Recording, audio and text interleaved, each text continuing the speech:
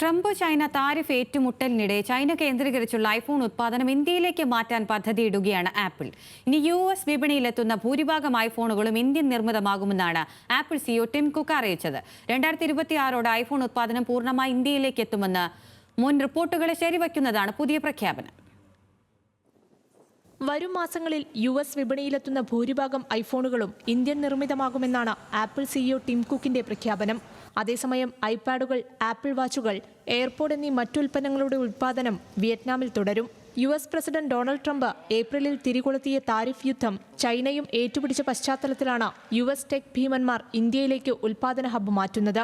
2026 മുതൽ US-ലേക്കുള്ള മുഴുവൻ ഐഫോണുകളുടെയും ഉൽപ്പാദനം ഇന്ത്യയിലേക്ക് മാറ്റാൻ ആപ്പിൾ പദ്ധതിയിടുന്നതായി ഫിനാൻഷ്യൽ ടൈംസ് മുൻപ് റിപ്പോർട്ട് ചെയ്തിരുന്നു. ഇന്ത്യയിലേക്ക് ഉൽപ്പാദന ശൃംഖല മാറ്റുന്നതിന് കോടിക്കണക്കിന് ഡോളറിന്റെ ചെലവാണ് ആപ്പിൾ കണക്കാക്കുന്നത്. പുതിയ ഫാക്ടറികൾ നിർമ്മിക്കുന്നതടക്കം അടുത്ത വർഷങ്ങളിലായി $500 ബില്യൺ നിക്ഷേപം ആപ്പിൾ ഇന്ത്യയിൽ പദ്ധതിയിടുന്നു.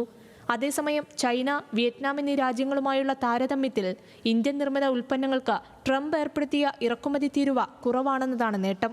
നിലവിൽ ആഗോള ഫോൺ ഉൽപ്പാദനത്തിൽ ചൈനയ്ക്കാണ് ആധിപത്യം. മൊത്തം വിതരണത്തിന്റെ 76% ചൈനയിൽ നിന്നും ഇന്ത്യയിൽ നിന്ന് 8.4% എന്ന നിലയിലാണ് വ്യത്യാസം. എന്നാൽ ഈ വർഷത്തിന്റെ തുടക്കത്തിൽ ഇന്ത്യയിൽ നിന്നുള്ള കയറ്റുമതിയിൽ വലിയ കുതിപ്പുണ്ടായെന്ന് S&P ഗ്ലോബൽ മാർക്കറ്റ് ഇന്റലിജൻസ് പറയുന്നു. 2024 ഡിസംബർ മുതൽ 2025 ഫെബ്രുവരി വരെ ഇന്ത്യയിൽ നിന്ന് കയറ്റുമതി ചെയ്ത ഐഫോണുകളുടെ 81.9% US വിപണിയിലേക്കായിരുന്നു.